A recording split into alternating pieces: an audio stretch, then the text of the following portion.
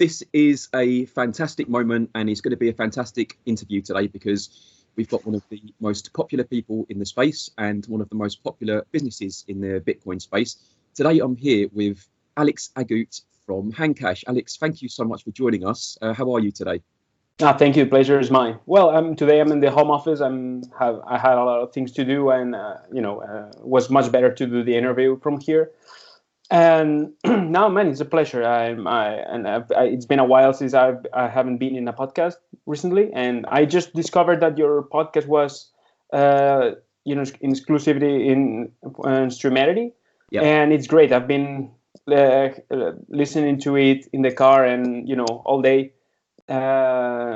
It's great. You have interviewed some of my favorite people in Bitcoin, like Lorian or George Samuels. And yeah, very good channel. I will recommend it. Thank you very much, Alex. That's really kind of you. Yeah, we love it because we're fascinated with the businesses in this space, and there's going to be some great development, just like what you guys have done at the moment. Handcash 2.0. Wow. Tell us a little bit about it if you can. All the new developments and stuff. That would be great. Sure.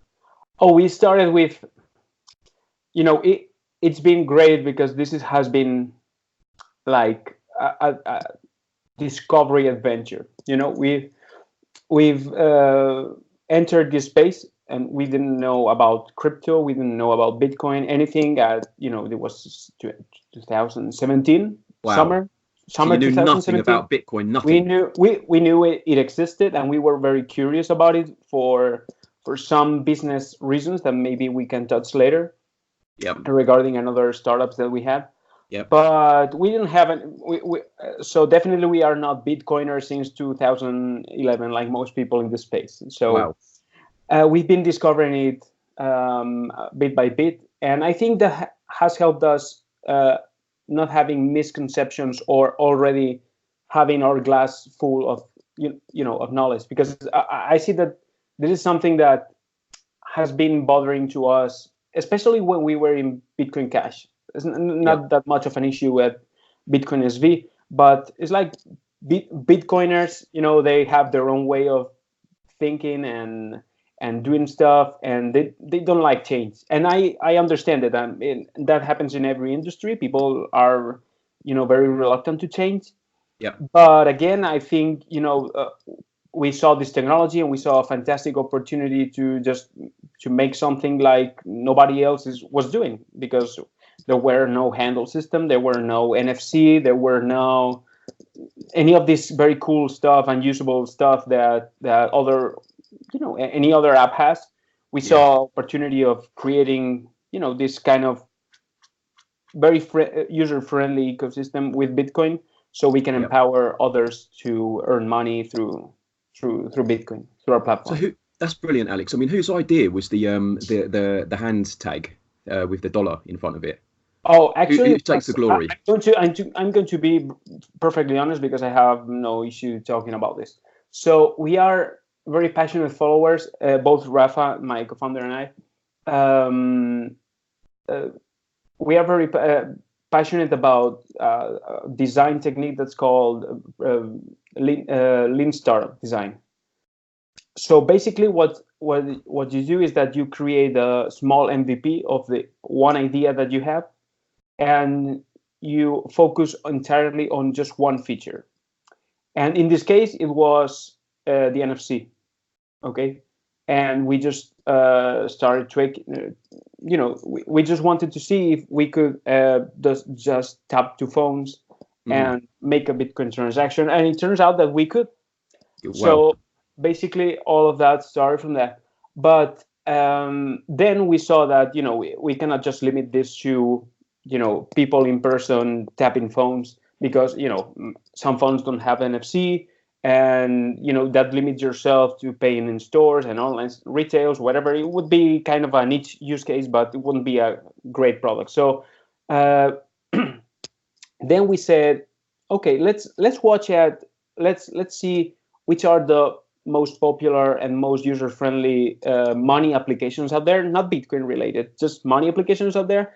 And let's try to build a small kind of copy, a version of that, that works running on Bitcoin, and let's see if we can get rid of all the inconveniences of Bitcoin that you see everywhere, like confirmation times and addresses and all that crap that people were used to in Bitcoin, but that doesn't exist in the real world. Yeah. So we saw that the perfect app for this was one that is not available here in Europe. It's Cash App. That's available in the UK. I think it's also available now. Yeah. And it's a fantastic app. And we say, hey, let's base our MVP, our first prototype, with this, and let's try to replicate this naming system, because I think it kind of makes sense to do it in a similar way. Yeah. And we just copied it. It's cool. Yeah. Yeah. For the MVP, we did it, and we just demonstrated that you can actually build a very good user experience in Bitcoin if you focus on creating this good user experience. Yeah.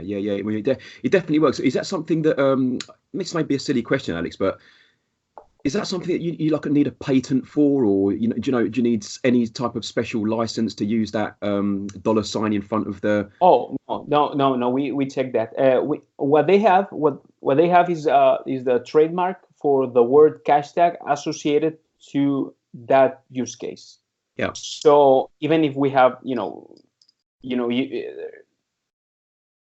there's no patent on writing a $sign in front of a name. So okay. And the usage might be similar, but we are not using the word cash tag as they are.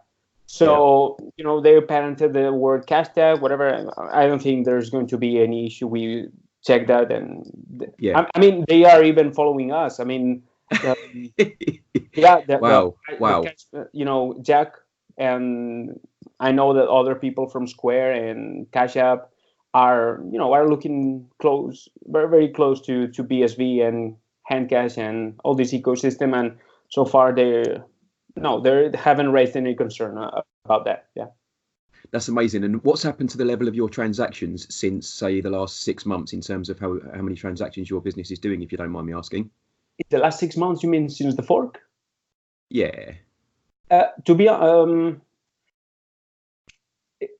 the level of the amount of transactions, that's something that I cannot truly answer faithfully, because the 1.0 versions, the beta versions, yes, they were pure well, one was pure SPV, the other one, the iPhone one, was an HD wallet. We wanted to have both systems and see what works best for each use case. And we learned many things from iOS work better, and other stuff from Android work better. But ultimately, we decided that we just wanted to have to worry about one type of infrastructure. So that's why we decided to develop everything once again.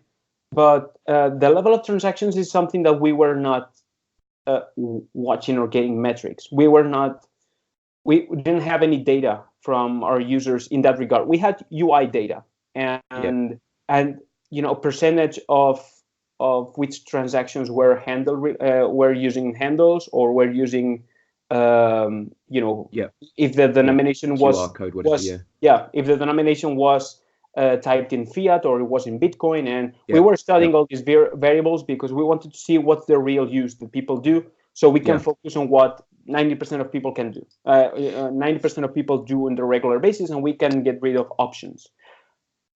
That's our way of working. I understand that that there are some people that love having options and love having many settings, but the products that we ourselves love, and in our team, and the people that we have, the people that have joined our team, and especially people from, I would say, the Western countries. If you go to Eastern countries like China and Asia, any country from Asia, they're very used to this kind of do-it-all applications that are, like a big operating system for the whole country, that you can top up your phone and you can do your groceries and call for a taxi or whatever. Wow! Right, all from the same thing. From the same app. Wow, man! With thousands of options and settings or whatever. But we, the Western countries, we love simple apps that we know that they do one thing well, and that's right. And we save time. I think. Yeah.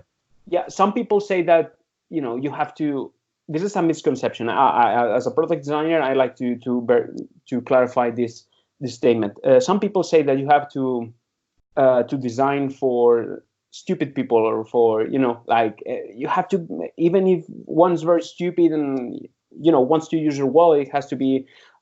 We are not designing for stupid people. We think our users are very smart, actually, because we are in the first stages, and so everybody in BSV is freaking smart. Most of them are, I would say, most of them are more smart than I am. For example, about me too. Yeah, I'll say that as well. I have no issue saying that. See, I'm a business guy. I like Bitcoin. I understand Bitcoin, and I understand what's going on behind the scenes in my company, and all these technical stuff, things that my team explains to me like I'm 5 years old. But I want to have enough knowledge just to make decisions on this and just to create the best product possible. And I think I derailed too much from the question. Sorry. That's all right. It's not a problem. Anyway, what was the question? I don't know if I got to the point. Well, the answer was so interesting, I've forgotten the question now. Look, we were just talking about the product and stuff like that. What about this SPV debate, Alex? Yeah. It all kicked off last week. I'm the same as you. I'm just a business guy, so I don't have a very intricate understanding of the computational side of things. But what was your take on this SPV stuff? And everyone looked like he was getting attacked a couple of times, actually. I think we have a very unique way in Handcash of watching at Bitcoin and SPV and peer-to-peer. For example, some people said that where we launched the handle system, some people said that it wasn't peer-to-peer because you were actually using this handle system that wasn't server, whatever. Okay. So what the handle system does, and it's similar to what Paymail does, is that basically it's it's a way to facilitate that one wallet talks to another wallet and generates a new address, sends the address back, and then the transaction is built. Right. So it's basically, it's what's the difference between that or copying and pasting an address and sending it through Telegram or seeing it on a website? I mean, it's already on a public medium, or there's no difference. People have this misconception of that you can actually touch the blockchain and that everything, you can isolate Bitcoin from the blockchain. You can isolate the apps and the blockchain from the exterior world, but you still rely on the App Store to approve your apps, on the code that you use for your apps, on the libraries that some weirdo in Russia is building that you are using for displaying, the profile picture, whatever. All those things, and your ISP, your internet provider, all those are tied up into creating this mesh or whatever you want to call it. Yeah. That makes Bitcoin work and work for humans. You cannot have Bitcoin transactions without an internet provider. You cannot have a wallet without software. You cannot have software without an operative system, and you cannot have that without. There are thousands of moving parts over here, but the people are just focused on, but you have to contact directly to the miners.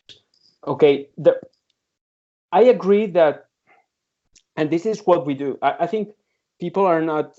I was going to say something very. Anyway, I will try to be soft on this. Okay, I have had conversations. We have a very good relationship with Ryan Charles, for example, from Moneybutton. And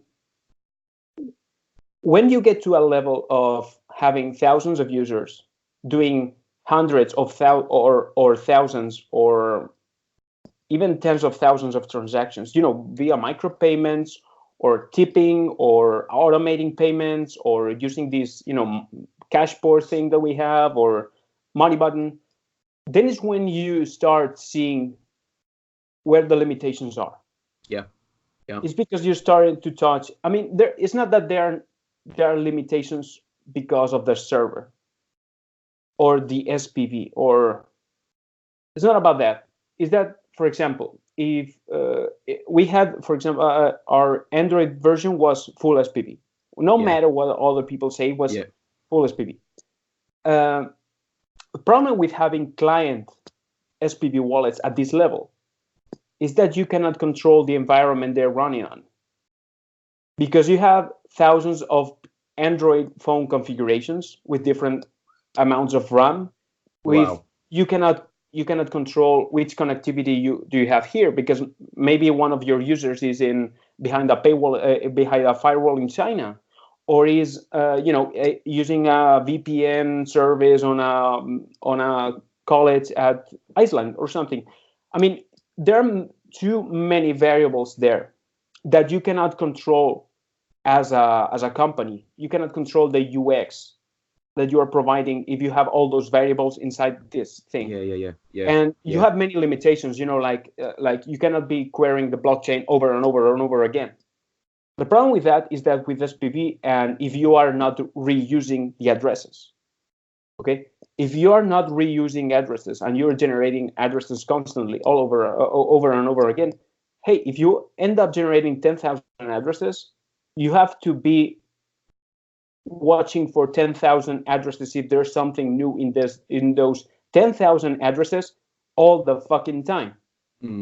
So the way SPV will work and works, and we have done it already, and the new handle system works straight this way, is with what we are calling BIP270. I think you already heard about this term. Yes.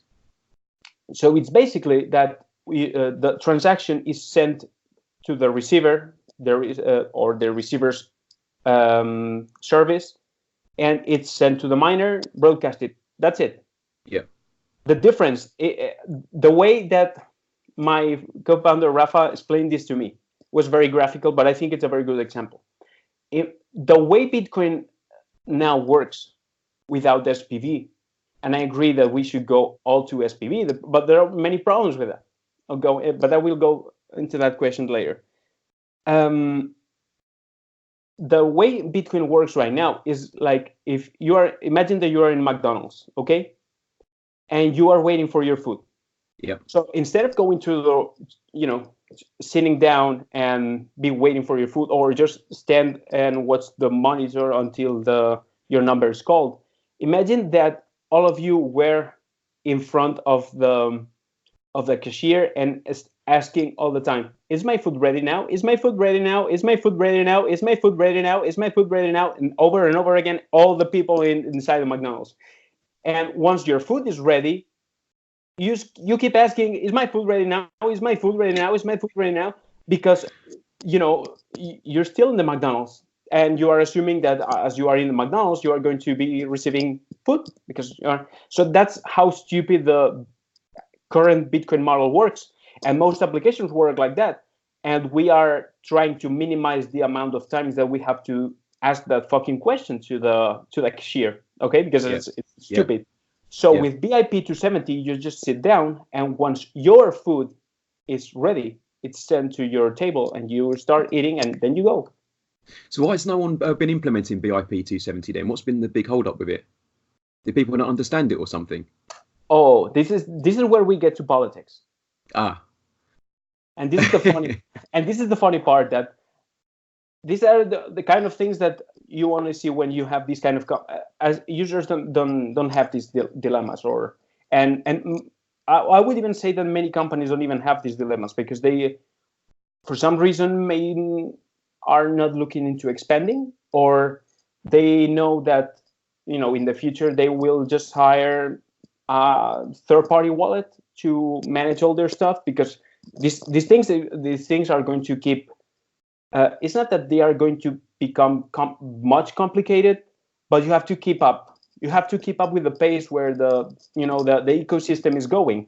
And the problem is that you cannot have these two kinds of transactions working at the same time. It doesn't work. So the problem is that small application developers, they don't have this demand for efficiency. And the way they're doing it, like, the way they're doing it, it works. It just works for them because, they just can handle, 1 or 2 transactions per day for 5,000 users or 3,000 users. It's okay for them. They don't see the need to scale. Once you start seeing the need to scale, is when you start wondering about what's coming next.